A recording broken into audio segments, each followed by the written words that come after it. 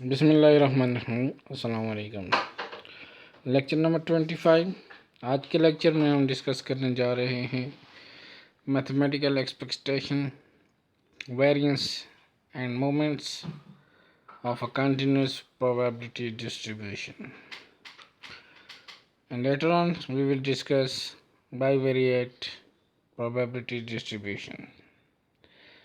तो सबसे पहले हम इसकी मिसाल लेते हैं कि हमारे पास के की वैल्यू हमने मालूम करनी है और हमारे पास एक फंक्शन जो है वो दिया हुआ है के एक्स, और उसकी जो लिमिट है वो 0 less then F less than 2, 0 से 2 तक है और 0 एल्स वे।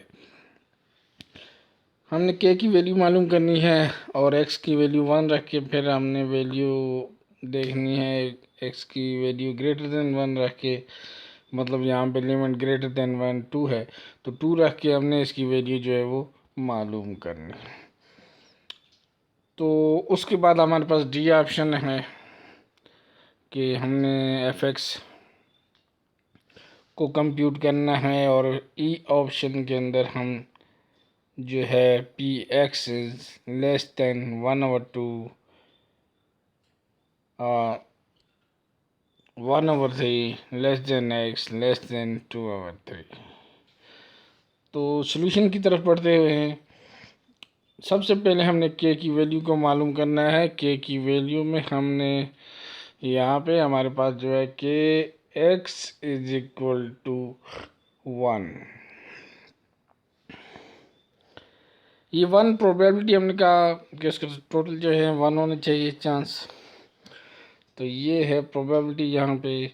और हम इसको के की वैल्यू को मालूम करते हैं और के पुट करें अगर यहाँ पे हम 2, तो 1 की वैल्यू पुट करेंगे तो के हमारे पास 1 आएगा, और x में अगर हम 2 पुट करते हैं तो 2 के हमारे पास आएगा इज इक्वल टू 1 और k इज इक्वल टू 1/2। इसको फंक्शन में के एक्स है, फंक्शन जो है वो इज इक्वल टू के एक्स, तो k की वैल्यू होगी 1/2, तो ये आ गया x/2 x/2। ठीक है जी, ये आ गया है। तो मैं आपको बताऊं कि हमने के की वैल्यू 1 क्यों नहीं रखी, के की वैल्यू 2 क्यों रखी है, क्योंकि हमारे पास लोअर लिमिट 0 थी, जो इसकी फंक्शन की लिमिट थी वो लोअर जो है वो 0 थी और अपर लिमिट जो है वो 2 थी। ठीक है, तो इस वजह से हमने 0 पुट करते तो वो सारा ही 0 हो जाता, इसलिए हमें के की वैल्यू वहाँ से ऑब्टेन नहीं होती थी, इसलिए हमने इसको वहाँ पे 2 पुट किया। अब हमारे पास ये फंक्शन आया, फंक्शन ये सामने लिखा हुआ है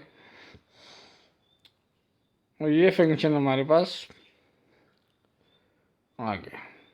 अब हमें कहा था कि के की वैल्यू 1 भी आपने चेक करना है, के की वैल्यू 2 पे भी आपने चेक ग्रेटर देन 1 चेक करना है। तो ग्रेटर देन 1 मीन्स कि आखिरी लिमिट 2 है तो 2 पे चेक करना है, तो हमने 2 पे भी चेक कर लिया। 1 पे हमारे पास 0 आ रहा था तो 0 एल्सवेयर, एंड 2 पे हमारे पास जो है वो 1/2 आ रहा था के की वैल्यू जो। यहाँ पे हमने इसको x/2 function for 0 less than equal to x less than equal to 2, ये कंडीशन बन गई यहाँ पे। अब हमारे पास पांचवा जो ऑप्शन था वो ई वाला जो है उसके अंदर हमने अप्लाई करना है पी एक्स, ये वाला 1/2 लेस देन इक्वल टू 1/2 और 1/3 less than x less than equal 2/3। अब इसको हम इस तरीके से लिख सकते हैं x/2 और x/2। पहले हमने 1/2 से लिमिट यानी 1/3 की, और 2/3 से लिमिट है 1/3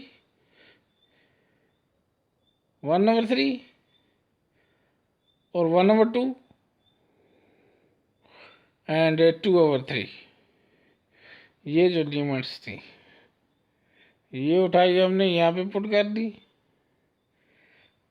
ठीक है, अब हमारे पास जब हमने इसको इंटीग्रेशन के अंदर पुट किया तो हमारे पास जो आंसर आया है वो इस तरीके से आया कि x² और 1/2 पावर इसकी आ गई डिवाइड बाई x² और 4 2/3 पावर सॉरी पावर नहीं, इसकी लिमिट आ गई। तो ये लिमिट आ गई, ये 1/3 कॉमन है दोनों में, लेकिन 1/3 से जा रहा है 1/2, फिर 1/3 से 2/3 पे। तो ये यहाँ पे हमारे पास जो सिचुएशन थी हमने इसका आंसर मालूम कर लिया। दूसरी एग्जांपल के अंदर हमें फंक्शन दिया हुआ है और x जो है लेस देन 0 है, उसके लिए 0 होगा, यानी 0 अगर है तो 0 ही आएगा। तो x² 2x² और 5 less than x less than equal to 1। तो ये वाली जो है लिमिट 0 से 1 पुट करके तो इसका PDF and PX less than 1.5 ये मालूम करना है। तो ये फंक्शन बन गया हमारे पास। अब इसके सॉल्यूशन में हम जब कहते हैं कि f(x) is equal dy/dx f(x), तो ये जो हमारे पास था 2x², ये 2 शुरू में आके इसके साथ मल्टीप्लाई हो जाएगा तो 4x/5। यहाँ पे ये वाला पॉइंट आपको क्लियर हो गया। ठीक है, और नीचे वाला जो दूसरा पार्ट है इसमें क्या है जी, इसमें कोई चीज़ कॉमन ले सकते हैं, 5 है, 1/5 -3/5 प्लस 2/5, तो 3 2 6 और 5 यहाँ से कॉमन ले सकते हैं। जो हमने कॉमन ले लिया यहाँ से 2 और 5 को, तो अंदर बचा 3 - x। ये हमारे पास कंडीशन फुलफिल हो गई। आसान है। अच्छा जी,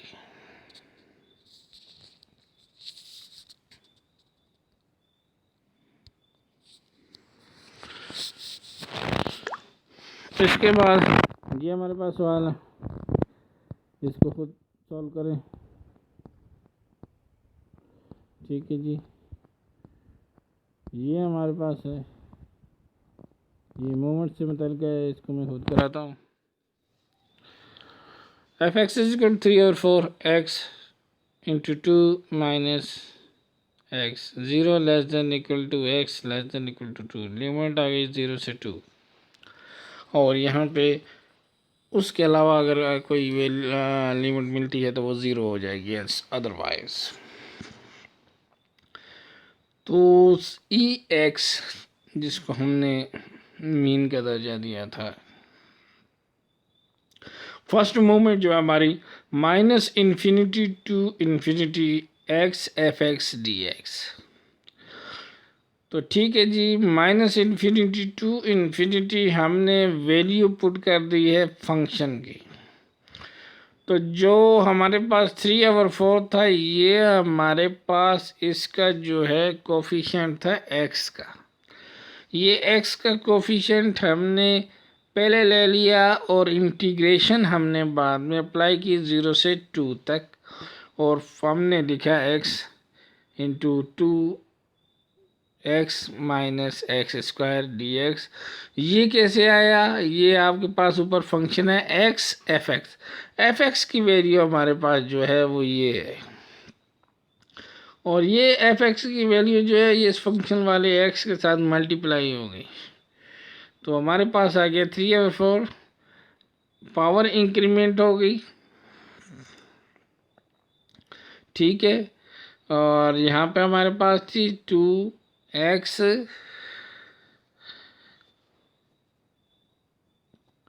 स्क्वायर माइनस एक्स क्यूब।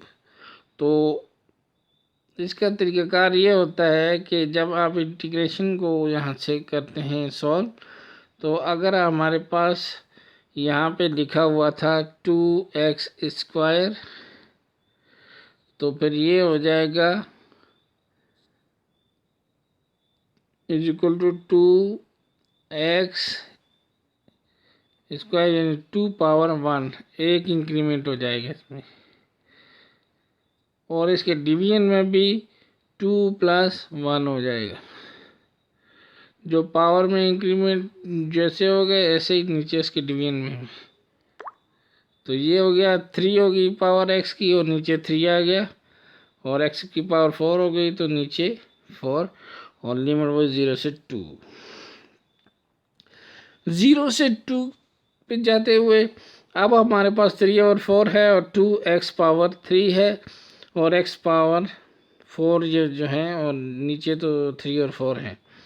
अब हमने क्या करना है, यहाँ पे हमने वैल्यू पुट करनी है। वैल्यू किसकी पुट करनी है? 0 पुट करेंगे तो 0 आएगा, तो ज़रूरत नहीं है। हम 2 को पुट करेंगे x की जगह पे, तो 2 into 2 power 3 divided by 3 minus 2 power 4 divided by 4, ठीक है। तो क्या हुआ, अब यहाँ पे हमारे पास जो है वो आंसर आया 16 डिवाइडेड बाई 3। 2 पावर 3 का मतलब हो गया 8, 2 मल्टीप्लाई बाई 2 मल्टीप्लाई बाई 2 8, तो 8 multiply by 2 16 divided by 3 minus 2 power 4 जो हो गया 16 डिवाइडेड बाई 4। तो अब हमने इनका एलसीएम लिया, तो एलसीएम लेके हमारे पास क्योंकि माइनस हो रहा है,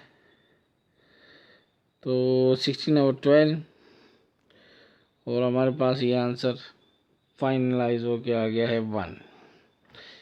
ये फर्स्ट मूवमेंट के लिए। सेकंड के लिए एक्स स्क्वायर हो जाएगा और फंक्शन वही।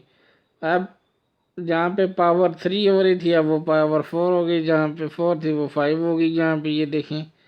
और उसी तरीके से हमने वैल्यू पुट की है, 2 की वैल्यू पुट की है हमने एक्स के अंदर, यानी 2 वैल्यू जो पुट की है हमने इस एक्स के अंदर।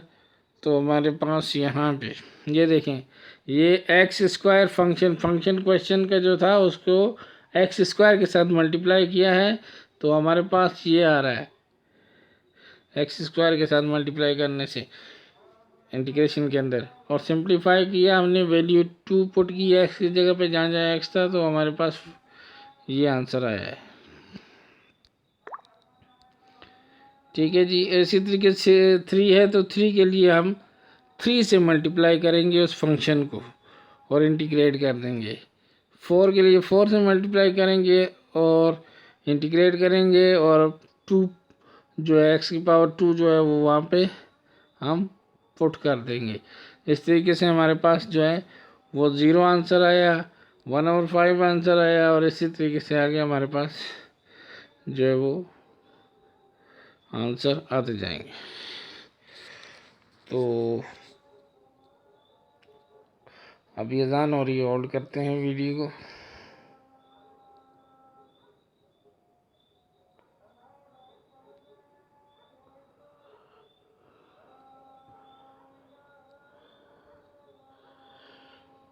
जी, फर्स्ट मूवमेंट पे हमारे पास 0 है, सेकंड मूवमेंट पे 1/5 आया। कैसे आया है?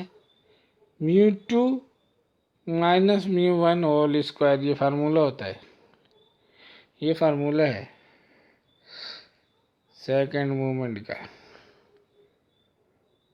कि आपने जो मालूम किया है ना, उसमें से फर्स्ट मोमेंट के स्क्वायर लेके आपने माइनस करनी है। और थर्ड के लिए μ3 माइनस 3 μ1 μ2 प्लस 2 μ1 क्यूब। और अब इस फार्मूले के अंदर हम वैल्यू पुट करेंगे तो हमारे पास 0 आंसर। ये फार्मूले याद रखने वाले हैं। ये आपको तो एग्ज़ाम के अंदर 2 नंबर का क्वेश्चन भी आ जाता है कि आप इसका फार्मूला लिखें, first moment, second, third, fourth. ये आपको फार्मूला लिखना भी आ सकता है, या इस तरीके से कुछ वैल्यू दी हुई होंगी और इसको इन वैल्यूज़ को इस फार्मूले के थ्रू कैलकुलेट करना होगा, तो ये भी एग्ज़ाम में आ सकता है। बीटा का जो फार्मूला है बीटा 1, और μ3 का स्क्वायर लेंगे और μ2 से डिवाइड करेंगे, लेकिन μ2 का क्यूब लेके डिवाइड करेंगे। तो μ1 का हमने 0 लिया था, जो आंसर आया था, और उसको हमने पुट किया था फार्मूले के अंदर, तो उसने जाके फिर हमारे पास जो ये थर्ड मूवमेंट है इसको 0 कर दिया था यहाँ पे। ठीक है, तो हमने थर्ड मूवमेंट का यहाँ पे 0 स्क्वायर लिया तो 0 ही आएगा, और 1/3 का क्यूब लिया तो वो हमारे पास जो है 1 का क्यूब तो 1 ही होगा, और अब जो है वो 5 का क्यूब लेंगे तो फिर 125 बनता है, तो वो आ जाएगा 125। इसी तरीके से फार्मूले याद रखने वाले हैं। ये वाला फार्मूला, फॉर मोमेंट का जो आंसर आया है, और मोमेंट 2 का स्क्वायर, तो आपके पास ये भी आंसर आ जाएगा। अगला जो है हमारे पास जो है नेक्स्ट शुरू होने वाला टॉपिक है वो जॉइंट डिस्ट्रीब्यूशन का है। तो द डिस्ट्रीब्यूशन ऑफ 2 और more random variable which are observed simultaneously when an experiment is performed is called joint distribution। जो यकमुश्त होते हैं, एक साथ होते हैं, डिस्ट्रीब्यूशन आकार एक साथ उठ के जो है वो एक्सपेरिमेंट को परफॉर्म किए जाते हैं, तो उसको हम लोग जॉइंट डिस्ट्रीब्यूशन कहते हैं। और उसको एक्स एंड वाई और कुछ भी उसको वेरिएबल नेम दे सकते हैं हम अपने पास से। यहाँ पे अमूमन हम एक्स वाई देते हैं। ठीक है, तो ये जॉइंट डिस्ट्रीब्यूशन है। अब जॉइंट डिस्ट्रीब्यूशन जो है ये इन्वॉल्व करती है 2 और 3 और many simultaneously is refer to bivariate. Bivariate या ट्राईवेरिएट या मल्टीवेरिएट जो है ना, इसके अंदर शामिल होते हैं। बाई यानी दो से ज़्यादा ही, 2 हैं, 3 हैं या ज़्यादा हैं जो वेरिएट उसमें शामिल होते हैं। हाँ, वो डिस्क्रीट भी हो सकते हैं, उनकी वैल्यू जो है वो डिस्क्रीट भी हो सकती है, और फाइनाइट और इनफाइनाइट समटाइम्स ये हो सकते हैं। तो ये डिस्ट्रीब्यूशन जो है इसके मार्जिनल प्रोबेबिलिटी डिस्ट्रीब्यूशन, इसमें देखें हमारे पास जो वेरिएबल हैं वो 2 हैं, एक्स एंड वाई है, और मार्जिनल प्रोबेबिलिटी डिस्ट्रीब्यूशन की हम बात कर रहे हैं। तो मार्जिनल प्रोबेबिलिटी डिस्ट्रीब्यूशन जो है ये भी एग्ज़ाम में पूछ लिया जाता है, और पूछ लिया जाता है क्या कि ये बड़ा घुमा फिरा के पूछा जाता है।